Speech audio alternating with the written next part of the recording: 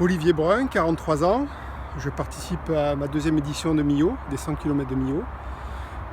Mes qualités pour cette édition, c'est de connaître le parcours, de le connaître bien pour donc avoir fait l'édition de l'année dernière et d'avoir beaucoup repéré également en vélo.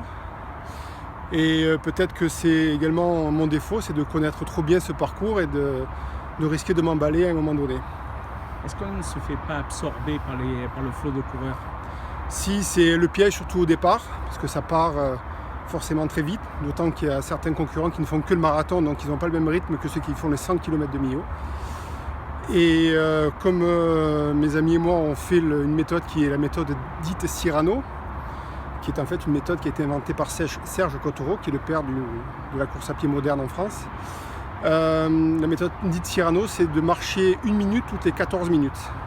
Donc tous les quarts d'heure, on marche 1 minute. Et durant cette période de marche, c'est vrai qu'il y a beaucoup de coureurs qui nous doublent. Donc il faut pouvoir résister à ce flot et se dire qu'en fait on est là pour se préserver et pour engranger le plus possible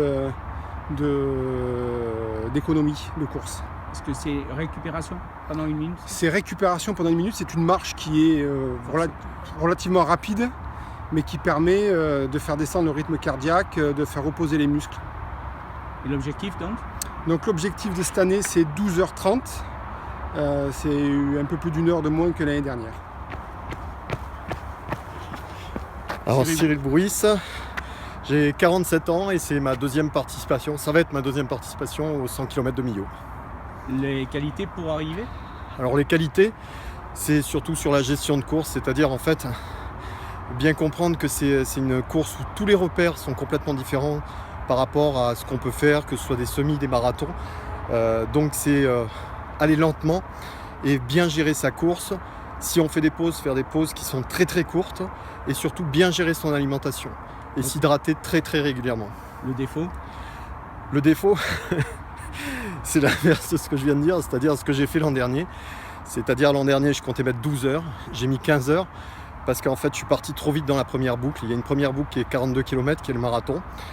Je suis parti trop vite. Lorsque je suis arrivé à Millau, au lieu de m'arrêter quelques minutes, je suis resté beaucoup plus longtemps. Et après, les muscles étaient tétanisés. Et ensuite, à certains moments, je m'arrêtais trop souvent. Et donc, derrière, ça a été très très difficile. Surtout le retour, parce que la deuxième boucle, les 60 derniers kilomètres, sont les plus difficiles parce qu'il y a énormément de dénivelé. L'objectif cette année? Alors, cette année, ce que j'aimerais bien, c'est mettre 13 heures. Donc 12 heures, ça paraît très difficile. 13 heures, je pense que c'est faisable. Au moins, si j'ai une bonne gestion de course, je pense que ce sera réalisable. Salut, moi c'est Pierre Troin de Courforest. Bon, pour Millau, mes qualités, c'est que je suis persévérant, endurant, je ne lâche rien. Mes défauts, j'ai tendance à être un peu trop rapide. Comme je suis souvent l'habitude de courir sur des courses de demi-fond. Mais bon, pour Millau, il me faudra tout, sauf de la vitesse. Première expérience donc? Première expérience, oui. Ça sera une première expérience sur de l'ultra long. Et mon objectif, ce que j'attends de cette épreuve, de cette aventure avant tout, c'est de le finir, passer une arrivée et content du devoir accompli et partager cette passion-là, de cette course-là avec tout le monde. Un objectif de temps? J'ai quand même un objectif de temps dans la tête, mais j'en dirai pas plus. C'est avant tout, c'est de le finir et je pense que ça sera un apprentissage avant tout. Voilà. Un peu d'appréhension? Un petit peu quand même si on a l'air décontracté aux entraînements, quand on rigole entre nous, qu'on est dans la bonne humeur, dans la dilettante, entre guillemets, on a quand même l'appréhension.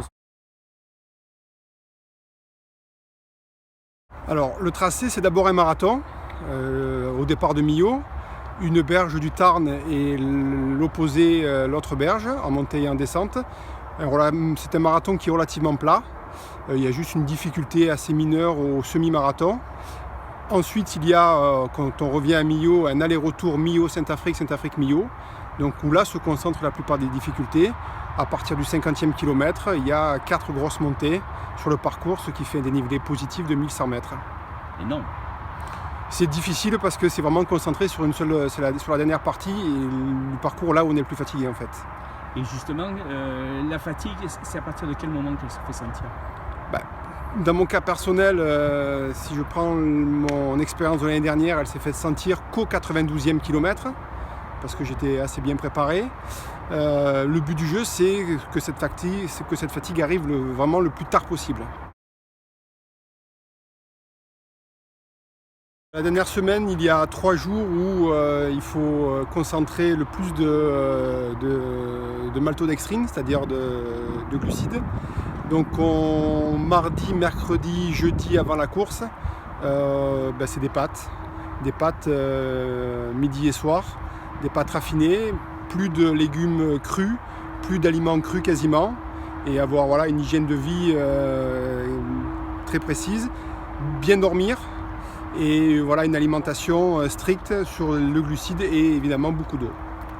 Et pendant la course, pendant les 100 km, comment on se ravitaille? Alors pendant les 100 km, en principe, chacun de nous a un plan nutritionnel bien précis en fonction de nos préférences. Moi, à titre personnel, je commence les protéines, c'est-à-dire du jambon au semi-marathon, puis au marathon, c'est-à-dire 21 km, 42 km. Et après, à Saint-Afrique, c'est-à-dire au 70e kilomètre, encore un peu de protéines et tout le long, beaucoup d'eau, mélangé à du jus de fruits. Pour moi, c'est du jus d'abricot, mais ça peut être du jus de raisin, ou certains prennent des produits tels que des gels ou de la poudre directement industrielle. Il y a déjà de l'entraînement qui est basé sur l'endurance, où déjà la préparation c'est 10 semaines en amont de la compétition, et durant ces 10 semaines c'est déjà 5 fois semaine, l'entraînement qui est à 5 fois semaine. Chaque semaine il y a 3 sorties en courant à une allure bien précise, c'est-à-dire l'allure de course. Ces 3 sorties représentent à peu près 4 heures, 5 heures d'entraînement. Et ensuite, il y a des séances plus spécifiques, comme là aujourd'hui sur une alternance de montée et descente. Monter à un rythme qui va être relativement cool, et par contre descendre très vite pour faire du renforcement musculaire. C'est-à-dire que pendant la descente, on va casser de la fibre musculaire, on va casser vraiment du muscle, pour que la reconstruction musculaire se fasse et de façon plus forte, histoire d'avoir un renforcement musculaire bien précis.